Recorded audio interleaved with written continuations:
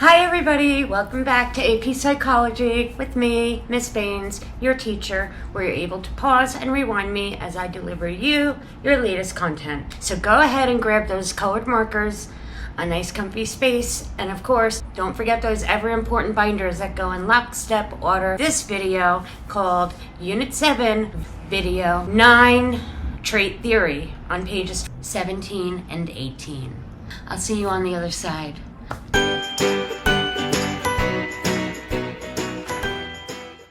Okay, so the next perspective we're going to kind of discuss here in personality is trait perspective.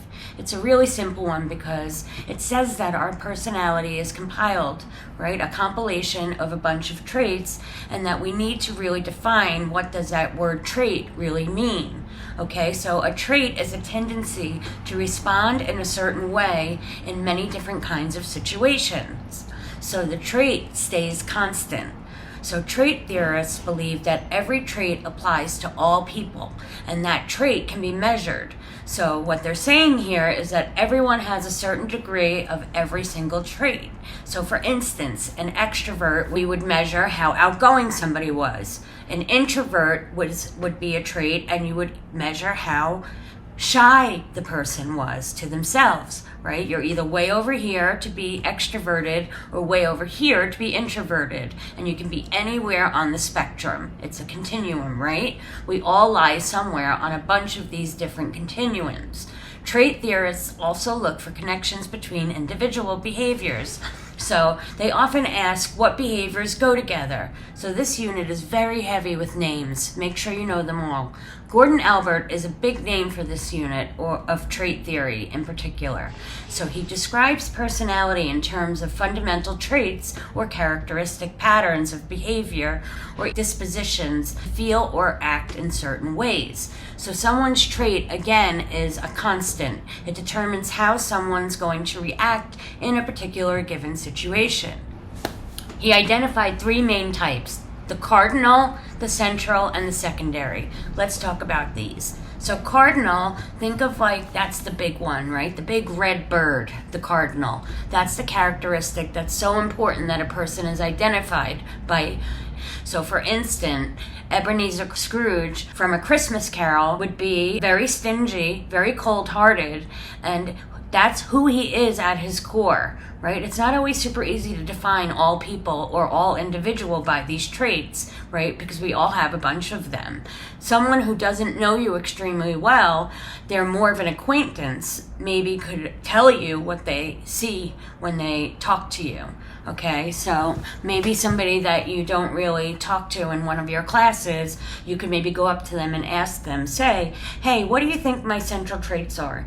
When you just, sort of have seen me and known me, like being in this class and in the halls and in lunch and stuff. What do you think my traits are? Our central traits would be the traits that make us predictable in most situations. So maybe somebody would say, oh, she's a total flirt, or oh my God, he's so shy, something like that. And then our secondary trait are the smaller ones, right? And the smallest of these are the least importance of the three, but they convey our preferences. So secondary traits just convey our preferences to items, say your favorite music, your favorite food. So, hey, do you like rock? And I like Chinese food. Are you a Swiftie, or do you like hardcore heavy metal, right? Whatever it is that you love. Raymond Cattell uses statistics factor analysis, which is bringing in a bunch of different studies, and he identified 16 personality factors.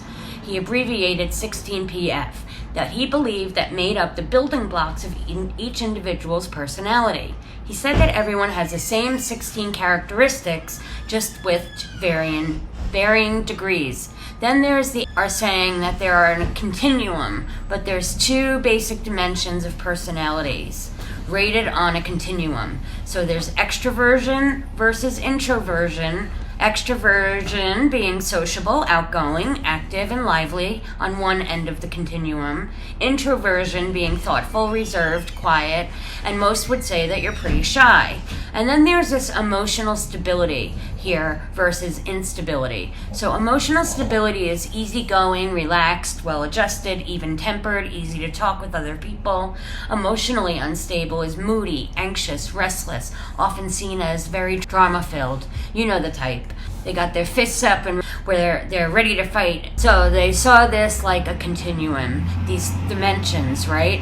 It says up here that there are 2 basic dimensions, and it's made up here in that they're giving these names for how people are if they're more on the extroverted side, and if they're more emotionally stable, extroverted side, but emotionally unstable and then introverted, or emotionally unstable, introverted, emotionally stable, extroverted, right? So the big 5 is a set of slightly expanded factors, and currently the best approximation of the basic trait dimensions, okay? So this one is one that most people recognize, or the most recognized test that most people take, and is not by any one theorist, but it's a compilation of work, and it's a lot of different psychologists that worked on this one. It's the most accepted theory of in-trait theory today. So the traits are rated on a continuum, like we've said this about the others, and there is a reminder from Isaac and emotional stability. So it identifies individuals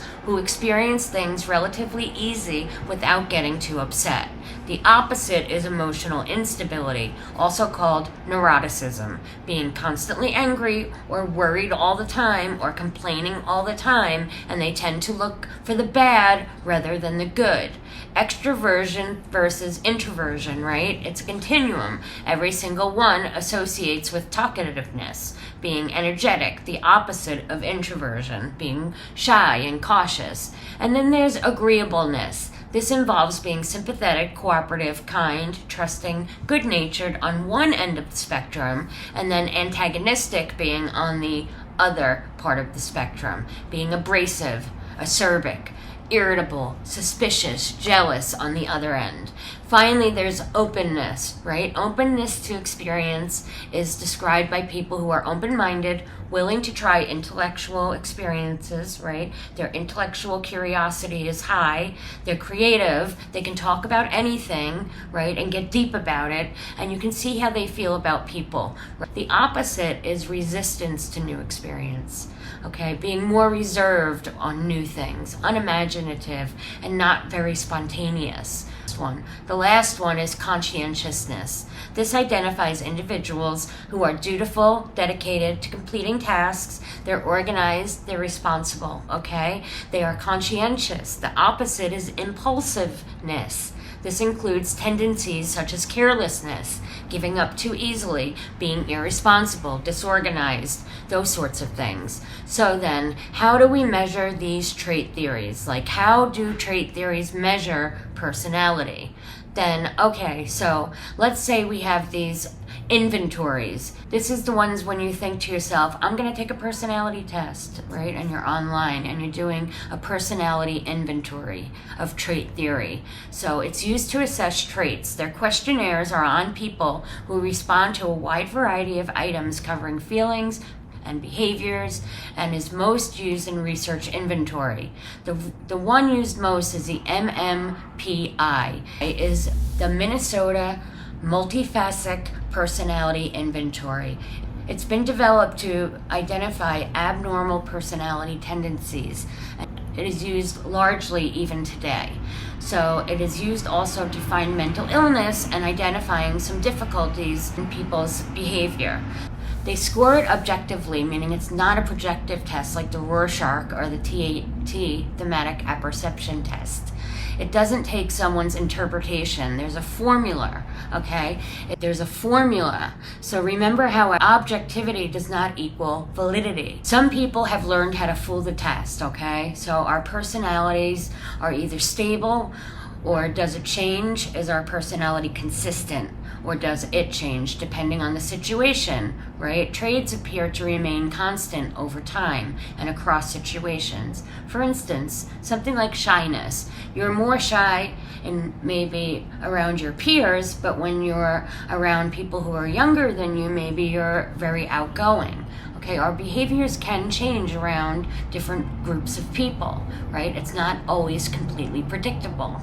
Maybe around adults you're very shy, but around your peers you're like the biggest talker of all. Our behaviors can and do change. People do not act in predictable manners in all situations, and they are definitely not the same in all situations.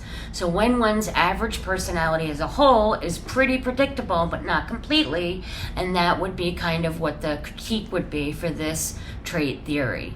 You're not including, you're underestimating the social impact, right? The impact of the situation on our behavior. Saying that we're the same in every situation, no matter what the situation and the people around us are. That's how we critique trait theorists.